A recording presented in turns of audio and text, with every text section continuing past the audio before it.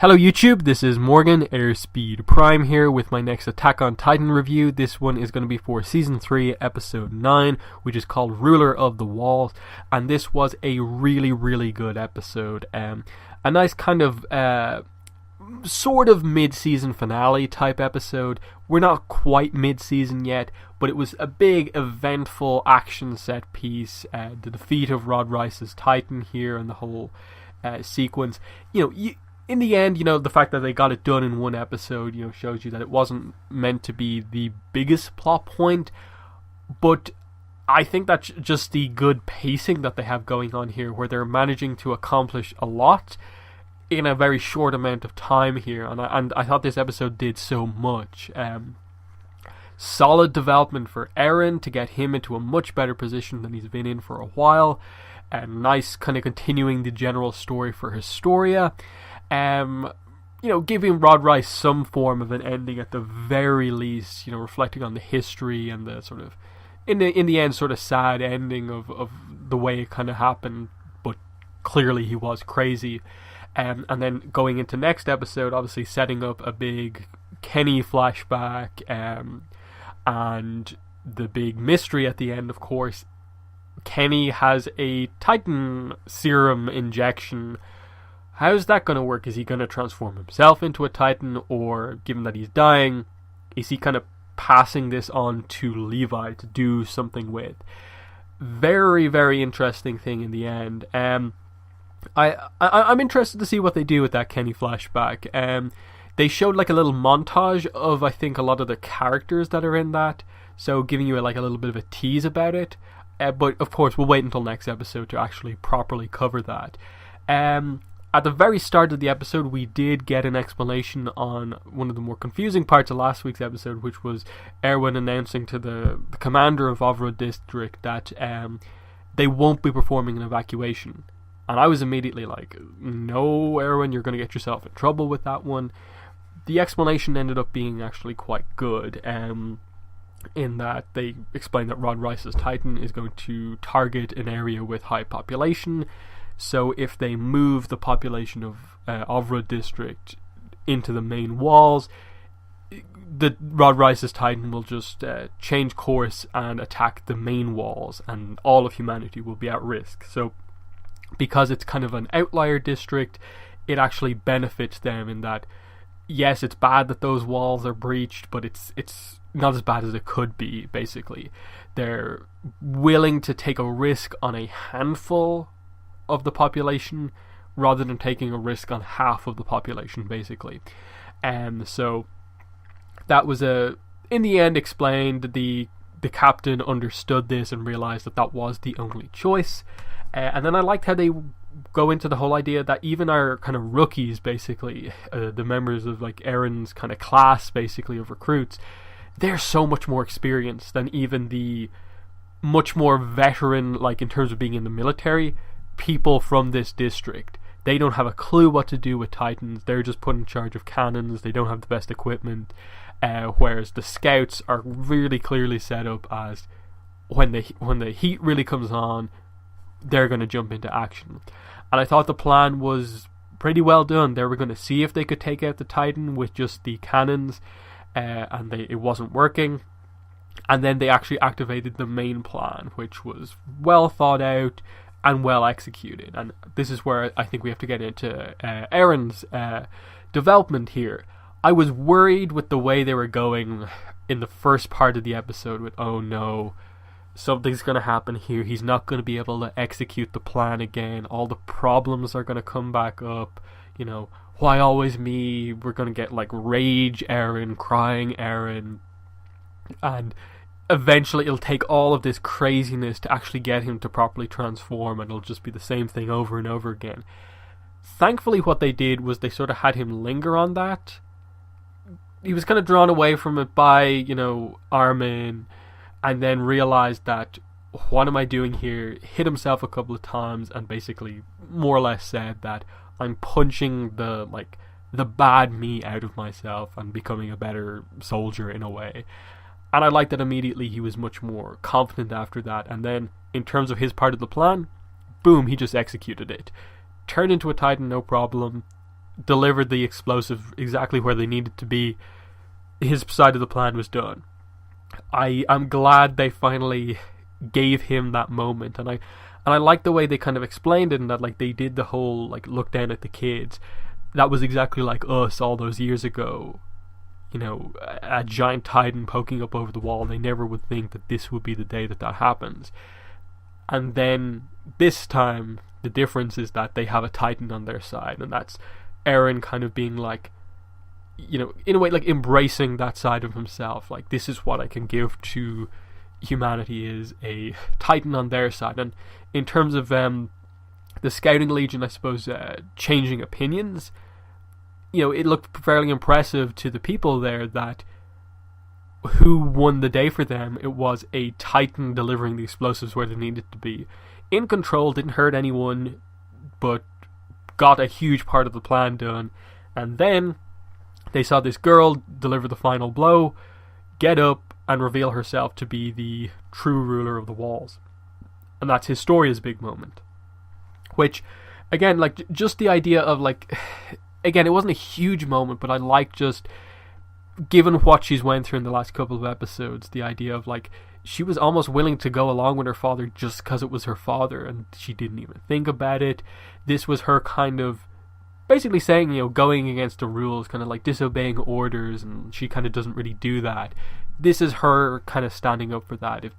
If she's going to be made the queen, she's going to act like that, and no one could tell her what to do. And she just has that big sort of, you know, standout moment where she takes control of her own destiny, kills her father, and you know, wins the day here. And I liked it because it was her kind of realizing that, look, everything Rod Rice said was a lie. It was just him trying to do his own schemes, and the way the family had been going with keeping the coordinate power a secret was not going to help anyone, and they need to do it their way. And it was her committing herself to, you know, the Scouting Legion, the plan, full stop. It was a really cool moment for the character, and we'll see where she goes now as the hero queen. And immediately it's something that convinces everyone there, because they saw her involved in the action, and she's the ruler of the walls. That's something they haven't expected before, because the thing with the fake king was that he never did anything. He was just there, incompetent. Yet here's this kind of young girl kind of putting herself on the line, nearly got herself killed, winning the day, part of the Scouting Legion and all this sort of stuff. They can relate to her in a way, and I think that was just a perfect move in terms of, like, Eren and, like, Levi, or Erwin and Levi were absolutely like, we don't want to risk you on the front lines, but this ends up working out so much better in their favour that she is the one to deliver the final blow, and everyone sees it. I don't know if they made as big of a point about the fact that, like, everyone saw a Titan in control helping the Scouting Legion. We'll see if that really comes into play or not. It seems like they tried to, in this episode, more or less turn Eren into the kind of, like, super soldier type character of, like, they're going to go public with this, that everyone knows he can transform into a Titan. He has control over it completely. Look at what he did. Hopefully they'll do something like that. I'm still not entirely sure. As for some of the other clever parts of the plan, we got a new sort of, like, invention type thing of them using some kind of rigged up maneuver gear to basically catapult giant barrels of gunpowder and, like, stick themselves into the, like, wrists of the Rod Rice Titan to kind of put it off balance. That was a cool, like, clever plan, in that, like, absolutely they're going to need to come up with some more more clever inventions, easier ways to take down unique Titans like this. So that's an interesting thing by itself. Anything else? Yeah, we cut away to Kenny there. We got revealed that, like, his whole squad was killed. He's dying, basically. Levi's there to hear him out.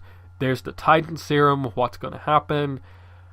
Very interesting. Like, I assume they're going to get into the whole history of, like, fully explaining the connection with Levi and Kenny, probably in terms of how they met, the details of how they kind of then got like separated from each other, that they have an issue with each other now, and maybe I suppose how Kenny came into contact with Rod Rice and that sort of thing.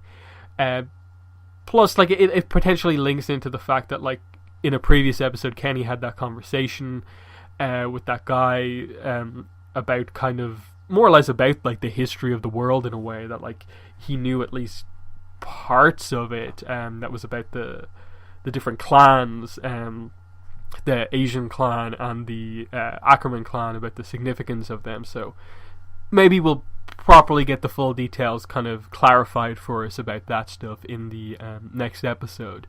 Beyond that, it didn't look like too many people were like killed. Obviously, like you have to assume a decent amount of the kind of Ovrud district guys were killed that were on the cannons, but it and there probably was some collateral damage just with the fact that a giant explosion went off. But in the grand scheme of things, like this has to be one of the biggest successes in terms of a big attack plan by the Scouting Legion so far. Very little seemed to just be a major issue with all of this. Of course, I think there's still a few things to figure out. Properly getting the word out, because like, yes, this one city saw everything happen, and this one city is now going to accept Historia as queen.